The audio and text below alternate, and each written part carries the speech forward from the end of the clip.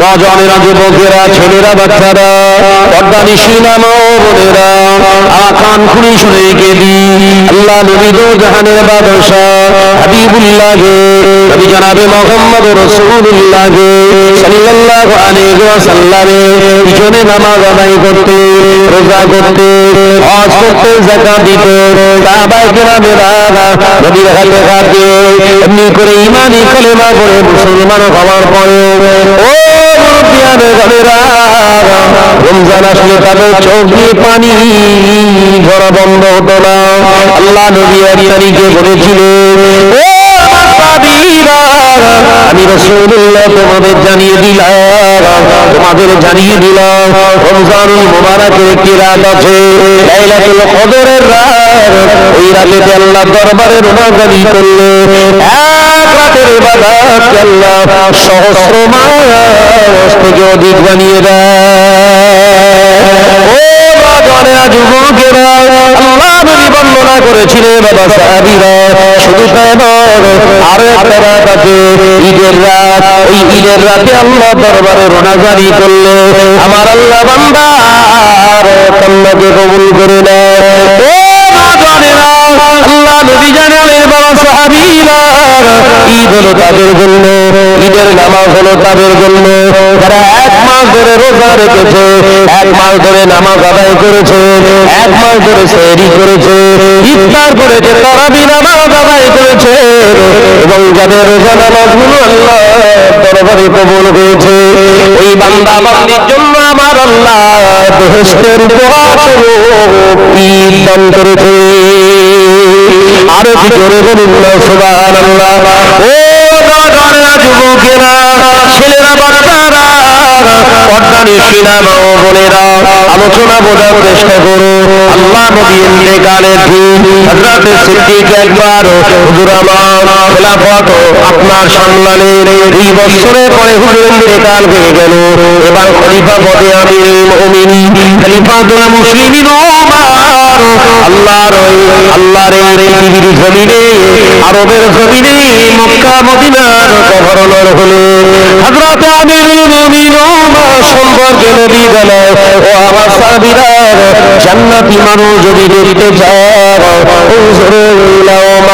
আমার ওমরের দিকে তাকাও, আমার ওমর হলো জান্নাতি। আল্লাহ নবী সাহাবীরা খুশি হয়ে গেল, আমাদের ভাই ওমর জান্নাতি, আমাদের ভাই ওমর জান্নাতি। হযরত ওমর উঠে দাঁড়াবে, মান সাদ্দাকা ইয়া রাসূলুল্লাহ ইয়া হাবিবাল্লাহ, হুজুর আমি জানি আপনি জবান দিয়ে যখন বলেছেন আমি জান্নাতি, লা শাক্কা ফি, কোনো সন্দেহের কোনো জায়গা নাই। ইয়া রাসূলুল্লাহ, হাবিবাল্লাহ, হুজুর আমি ওমর যখন জান্নাতি, তবে আমার একটা কথা যে বলে যায়, বলো বাবা ইয়া রাসূলুল্লাহ, হাবিবাল্লাহ, হুজুর আমি আজকে থেকে আর মদিনার মসজিদে নববী শরীফে আর নামাজ আদায় করব না। জান্নাতের সার্টিফিকেট পেয়ে গেছি তো। হুজুর আপনি যখন বলেছেন জান্নাতি, এটুকু সন্দেহ নেই, তাহলে জান্নাতি যখন ঘোষণা হয়ে গেছে টেনশন আছে? কথা বলছেন না কেন? টেনশন নেই হুজুর, তাহলে আমি নামাজ আর পড়ছি না।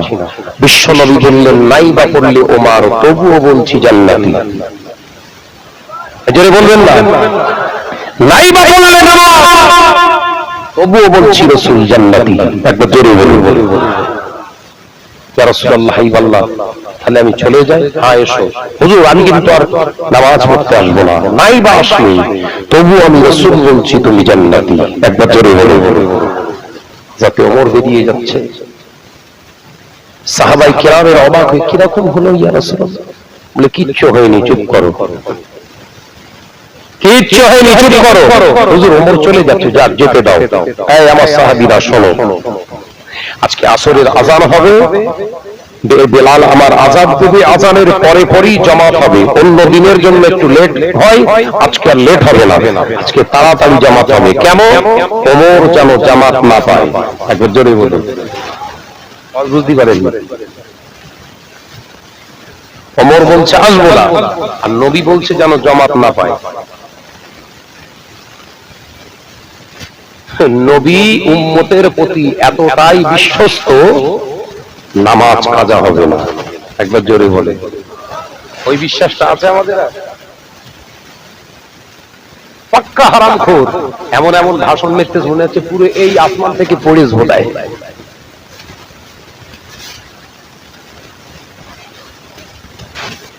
হযরত ওমর চলে যাচ্ছেন, সাহাবায়ে কেরামেরা বললেন, হুজুর ওমর চলে যাচ্ছে, আজ যেতে দাও না রে বাবা, আজকে আসরের আযান আমার ভাই বেলাল তুমি দেবে, আর তোমাদের জানিয়ে দিচ্ছি আযানের বেশিক্ষণ দেরি করব না, জামাত হবে, তোমরা সচেতন থাকো।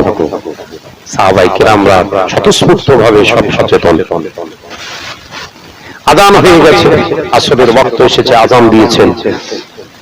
সাহাবায়ে কেরামরা দলে দলে কাতারবদ্ধভাবে দাঁড়িয়ে গেছে। কারণ আমরা যেমন অপেক্ষা করি কখন 12টা বাজবে, কাজ শেষ হয়ে যাবে, আর সাহাবায়ে কেরামরা অপেক্ষা করতেন কখন আযান হবে, মসজিদে যাব। একবার জোরে বলুন। দুটো ঈমানের জায়গা দেখেছেন, আসমান আর জমিন পার্থক্য। ভাইরা, আমার নওজওয়ানেরা, যুবকেরা, ছেলেরা, বাচ্চারা, পর্দানিশীনা মা ও বোনেরা, হযরতে আমিরুল মুমিনিন খলিফাতুল মুসলিমিন হযরতে ওমর ইবনুল খাত্তাব রাদিয়াল্লাহু তাআলা আনহু হুজুর আমার বাড়িতে রইলেন। আযান হয়ে গেছে, সাহাবায়ে কেরামেরা দলে দলে দলে দলে কাতারে কাতারে নামাজে দাঁড়িয়ে গিয়েছে। নবী আমার কাতারে দাঁড়িয়ে বললেন, বাবা সাহাবীরা, পিছনে সবাই এসে গেছে, ইয়া রাসূলুল্লাহ, গরিব আল্লাহ এসে গেছি। আল্লাহ নবী বললেন, দরওয়াজা জানালা ভিতর থেকে লক করে দাও, ওমর যেন না ঢুকতে পারে।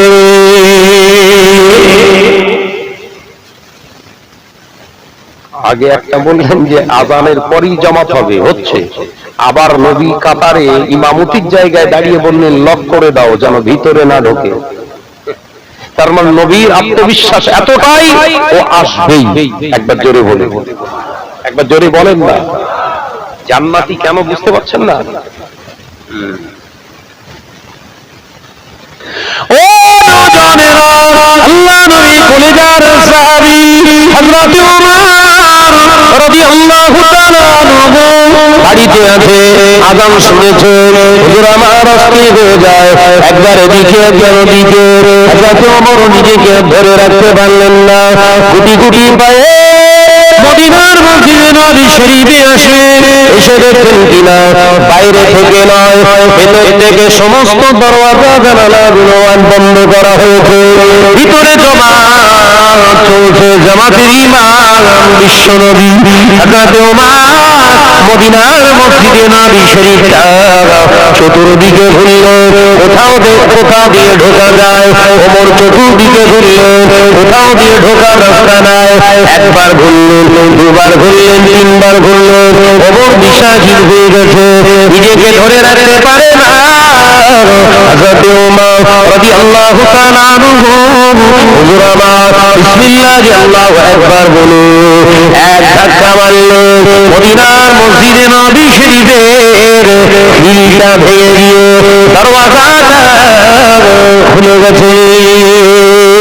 হযরত ওমর রাদিয়াল্লাহু তাআলা আনহু মদিনার মসজিদে নবী শরীফে পিছনে কাতারে কাতারে দাঁড়িয়ে গেলেন। হুজুর আমার অস্থির হয়েছিল, কিন্তু নামাজের ভিতরে তাকবীরে তাহরিমা করে যখন দাঁড়ালেন, অস্থির মোটা স্থির হয়ে গেছে। আল্লাহ নবী তো জানের বাদশা হাবিবুল্লাহ নবী জনাবে মুহাম্মদ রাসূলুল্লাহ সাল্লাল্লাহু আলাইহি ওয়াসাল্লাম নবী আমার ইমামতি করছে। আল্লাহ নবী ইমামতি করছে, আল্লাহ নবী সালাম ফেরালেন, নবী সাহাবায়ে কেরামেরা সকলে সালাম ফেরালেন। নবী আমার পিছন দিকে তাকালেন, হুজুর আমার পিছন দিকে তাকিয়ে নবী মুচকে মুচকে হাসে। আল্লাহ নবী জমা শেষ করে ইশারা করলো, সাহাবায়ে কেরামেরা চুক্তি মেরে বসে রইল। নবী হযরত ওমর ছেড়ে যাওয়া রাকাতগুলো আদায় করছে। আল্লাহ নবী লক্ষ্য করল ওমর নামাজ আদায় করে, ওমরের চোখ দিয়ে টস টস টস টস করে পানির তুষার গড়িয়ে দাড়ি মোবারক ভিজে যায়। হযরত ওমর রাদিয়াল্লাহু তাআলা আনহু কান্না দেখে আল্লাহ নবী সাহাবীরা কাঁদতে শুরু করল। হযরত ওমর নামাজের ভিতরে রোনাজানি শুরু করেছে। নামাজ শেষ হয়ে গেল। আল্লাহ নবী আওয়াজ দিয়ে বললেন, বাবা ওমর, ও বাবা ওমর, কি ব্যাপার নামাজ আদায় করবে না বললে? তুমি তো জান্নাতি বান্দা, নামাজ কেন আদায় করতে এলে বাবা? আমি তো তোমাকে জোর করিনি। তুমি বললে তুমি নিজের জায়গায় ইস্তেকামাতের উপরে থাকতে পারলে না কেন বাবা? হযরত ওমর পাগলের মতো কেঁদে কেঁদে বলতে লাগলেন, ইয়া রাসূলুল্লাহ, হাবিবাল্লাহ, আমি ওমর বলেছিলাম আমার ঈমান আমার কথা শোনে না। আমি জোরে বলুন না সুবহানাল্লাহ। ইয়া রাসূলুল্লাহ, মদিনার মসজিদে নবী শরীফে আযানে বেলাল যখন আযান দিয়েছে, হাইয়া আলাস সালাহ, এই আওয়াজটা যখন আমার কানে যেত, আমি মনে করলাম আমার আল্লাহ আমাকে ডাকে।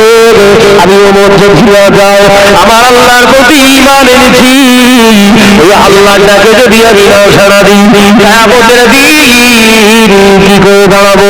জান্নাতে আমি এটা জানি, কিন্তু আল্লাহ পাকের সম্মুখ দিয়ে জান্নাতে যেতে হবে। আমি কি করে যাব? ইয়া রাসূলুল্লাহ, হাবিবাল্লাহ, মনটাকে শক্ত করার চেষ্টা করলাম, না মানল না। আমার ভিতরটা আমাকে ধাক্কা মারতে মারতে মদিনার মসজিদে নবী শরীফে হাজির করেছে। ইয়া রাসূলুল্লাহ, হাবিবাল্লাহ, এসে দেখলাম ভিতর থেকে খপ লক করে দেওয়া হয়েছে দরওয়াজা জানালা। ইয়া রাসূলুল্লাহ, হাবিবাল্লাহ, আমি অস্থির হয়ে গেলাম।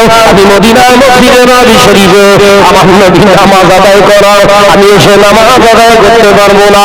হুজুর, আমি গোটা মদিনার মসজিদে নবী শরীফটা 3 পাক মেরেছি। কোন জায়গা দিয়ে ঢোকা যায়, প্রবেশ ভিতরে করা যায়, ইয়া রাসূলুল্লাহ, হাবিবাল্লাহ, কোথাও দিয়ে পেলাম না। শেষ সিদ্ধান্ত, হুজুর আপনার জবাবটা শেষ হয়ে যাবে, জামাতে নামাজ আদায় করা হবে না। হুজুর আপনার ভিতরে নামাজ আমার আদায় করা হবে না, ছেড়ে যাবে। এই চিন্তা করে নিজেকে ধরে রাখতে পারলাম না। আমি চিন্তা করলাম, দরওয়াজা যদি ভেঙে যায় আমি ওমর ওটা রিপেয়ার করতে পারবো, জবাব যদি ছেড়ে যায় এটা রিপেয়ার করা যাবে না। ইয়া রাসূলুল্লাহ, হাবিবাল্লাহ, আল্লাহু আকবার বলে ধাক্কা মেরে দরওয়াজার খিড়ি ভেঙে দিয়ে মদিনার মসজিদে নবী শরীফে আমি যখন কাতারের সঙ্গে আল্লাহু আকবার বলে কাতার মিলিয়েছি, আমার ভিতরের অস্থিরতার সাথে সাথে ঠান্ডা হয়ে গেছে। আরো সুবহানাল্লাহ। ও বাবা ওমর, কাঁদো কেন? তোমার চোখ দিয়ে কেন পানি পড়ে? ইয়া রাসূলুল্লাহ, হাবিবাল্লাহ, এই নামাজকে আমি আদায় করব না বলেছিলাম, আমি কি করে নিজের জবান দিয়ে এই কথা বার করলাম? এই আফসোসেতে আমার চোখে পানি আসে। আমাদের নামাজ কাজা হলে কান্না কান্না পায়। ভেতরে কিছু থাকলে তারপর তো পাবে, সব শুকনো। কথা বলছেন না কেন? হারাম খেয়ে খেয়ে, হারাম দেখে দেখে, হারাম শুয়ে শুয়ে ভেতরে আর কিচ্ছু নেই, পুরো শুকনো। কথা বলছেন না কেন? সাবধান হন। আপনার আমার ভাই, আমার সোনার চাঁদ মানিকেরা, আল্লাহর প্রতি প্রবল মহব্বত, ভালোবাসা, ভয় রেখে দুনিয়ার উপরে চলুন। শত মানুষ আপনার বিরোধিতা করলেও কিচ্ছু যায় আসে না।